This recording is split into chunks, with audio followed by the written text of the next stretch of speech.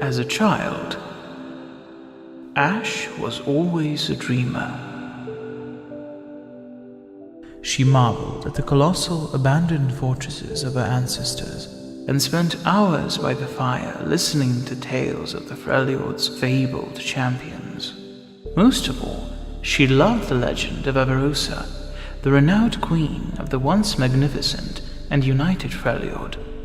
Though her mother chided her foolishness, Ashe swore one day she would join the scattered and warlike tribes of the tundra. She knew in her heart that if her people would stand together once more, they would reach greatness again.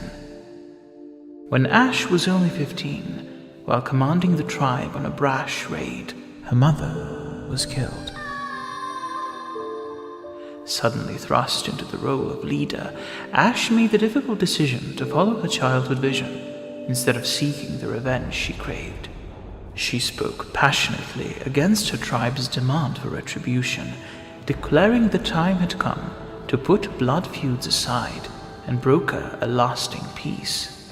Some of her warriors questioned her fitness to rule and soon hatched a treasonous plot to kill the young leader.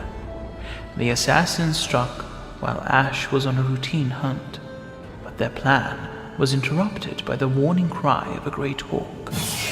Ashe looked back to see her tribesmen approaching with swords drawn. Outnumbered and overwhelmed, Ashe ran for hours. She found herself deep in uncharted territory, her weapon lost in the chase. When she heard another cry from the hawk, Ashe put her faith in the strange creature and followed it to a clearing. And there she found the bird perched on a pile of stones, an ancient Freljord burial cairn. With a last glance at her, the hawk screeched and flew away. Approaching the mound, Ashe felt her breath turn to frost, and an unnatural cold chill her to the bone. The stone at the top of the cairn was marked with a single rune, Avarosa. The assassins burst into the clearing. Ashe lifted the runestone from the cairn to defend herself, revealing something hidden underneath. An ornate bow carved from ice. She grasped it, crying out in pain as frost formed on her fingers, and tore the bow from its resting place. Cold flowed through the enchanted weapon into Ashe, awakening a tremendous power that had always lived within her. Ashe turned to face the assassins.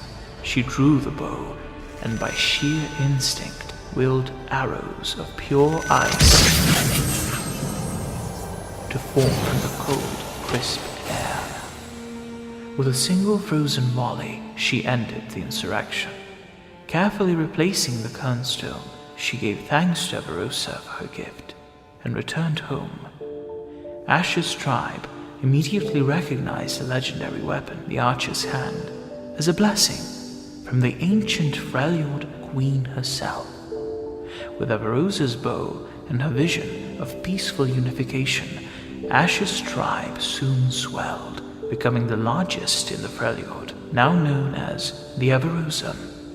They stand together with the belief that a united Freljord will once again become a great nation.